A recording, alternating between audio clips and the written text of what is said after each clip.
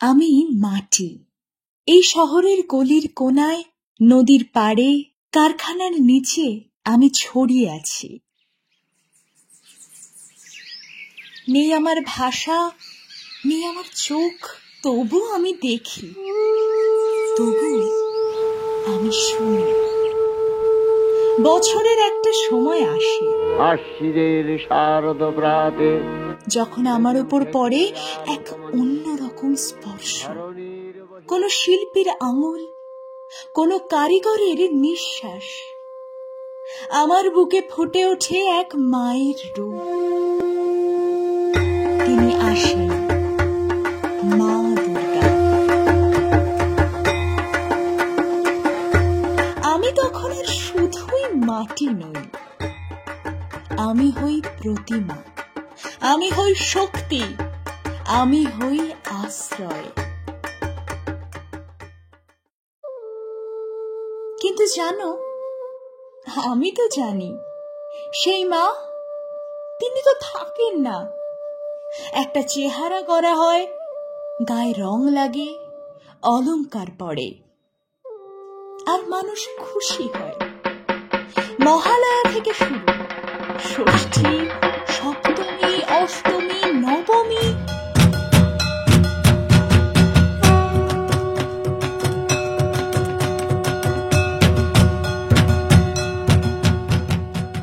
এভাবেই তো হয়। মেয়েরা বড় হয়, শক্তিশালী হয়, আশীর্বাদ হয়ে ওঠে পরিবারের। তারপর একদিন দশমী, ফিরে আবার নদীতে মাকে বিসর্জন দিই। আমাকে ভেঙে ফেলে দেয়, আর বিয়ের পর তাদের বিদায়। ভবিষ্যতের নামে বিসর্জন। আর একটা মেয়ে, যার স্বপ্ন স্কুলের খাতা, অথচ ভোরবেলায় সে কাজ করে মানুষের বাসায়। তাকে তো কেউ প্রতিমা ভাবে না। তার দুর্বিষহ অবস্থা, তার চোখের নিচে কালি, কেউ দেখে না।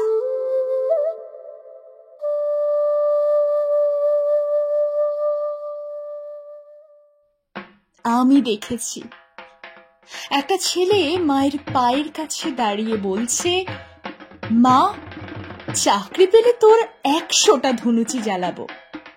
কিন্তু সেদিন সন্ধ্যায় সে পকেট মারতে গিয়ে ধরা পড়ে, কারণ চাকরিটা সে পায়নি।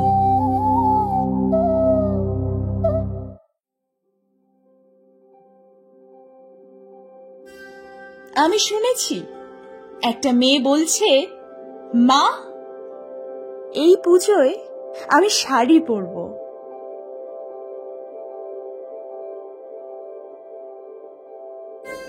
কিন্তু তার বাবা সেই শাড়ির টাকায় মদ কিনে ফেলেছে।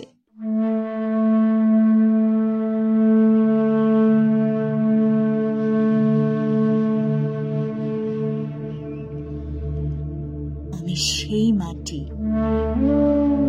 যে শুধু রংধনু দেখে না।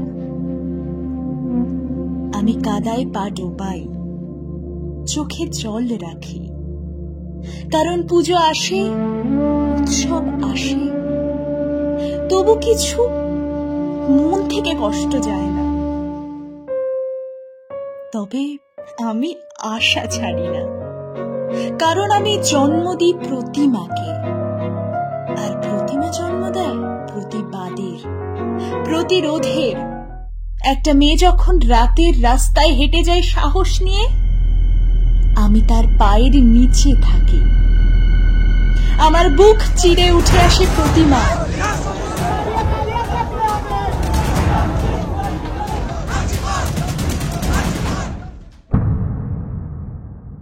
আর সেই প্রতিমা বলে, ভয় নেই, আমি আছি, তুইও পারবি।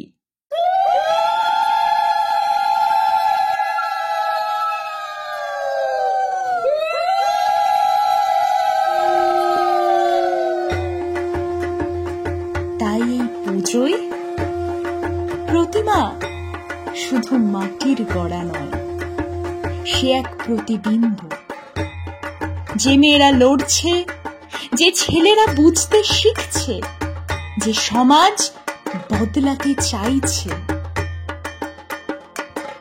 মা আসছেন, কিন্তু এবার শুধু মণ্ডপে নয়, তিনি আসছেন আমাদের মনে, চিন্তায়, কাজে।